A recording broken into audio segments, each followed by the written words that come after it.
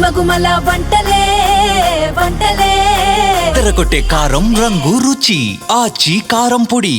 20,000 ఎకరాలతో greater Visakha economic zone ఏర్పాటు చేయాలని ప్రభుత్వం సంకల్పించింది. నీతి ఆయోగ్ వీఈఆర్ ప్రాజెక్టులో భాగంగా ఈ దిశగా అడుగులు వేస్తోంది. 2047 నాటికి $1 ట్రిలియన్ చేరుకునేలా లక్ష్యాన్ని పెట్టుకుంది. దీనికి మంత్రి లోకేష్ ఆదేశాలతో ప్రణాళికలు సిద్ధం చేస్తోంది. గ్రేటర్ విశాఖ ఎకనామిక్ జోన్ కు వడివడిగా అడుగులు పడుతున్నాయి.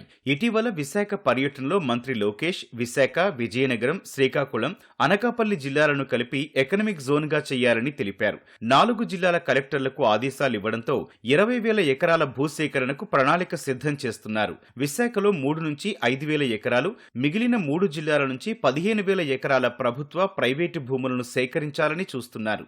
ఇవి జాతీయ రహదారికి అనుసంధానమయ్యేలా మౌలిక వసతులు ఎలా అభివృద్ధి చేయాలనే దానిపై ప్రణాళికలకు సిద్ధమవుతున్నారు. విశాఖను దేశంలోనే ఒక ముఖ్యమైన ఆర్థిక కేంద్రంగా అభివృద్ధి చేయాలన్న లక్ష్యమే ఎకనామిక్ జోన్ కు శ్రీకారం చుట్టింది. విశాఖ ఎకనామిక్ రీజియన్ పేరుతో ఓ ప్రాజెక్టును నీతి ఆయోగ్ తీసుకొచ్చింది. ఇందులో విశాఖ, విజయనగరం, శ్రీకాకుళం, అనకాపల్లి, కాకినాడ, తూర్పుగోదావరి, అల్లూరి సీతారామరాజు, పార్వతీపురం మన్యంతో కలిపి మొత్తం 8 జిల్లాలుంటాయి. ప్రస్తుతం ఈ ప్రాంత జీడీపీ $49 బిలియన్ ఉంది. 2032 నాటికి $120 బిలియన్ ఆర్థిక వ్యవస్థగా తీర్చిదిద్దాలని వీఆర్ ప్రాజెక్టులో లక్ష్యంగా పెట్టారు. 2032 నాటికి ఈ ప్రాజెక్టు ద్వారా 20 లక్షల ఉద్యోగాలొస్తాయని అంచనా.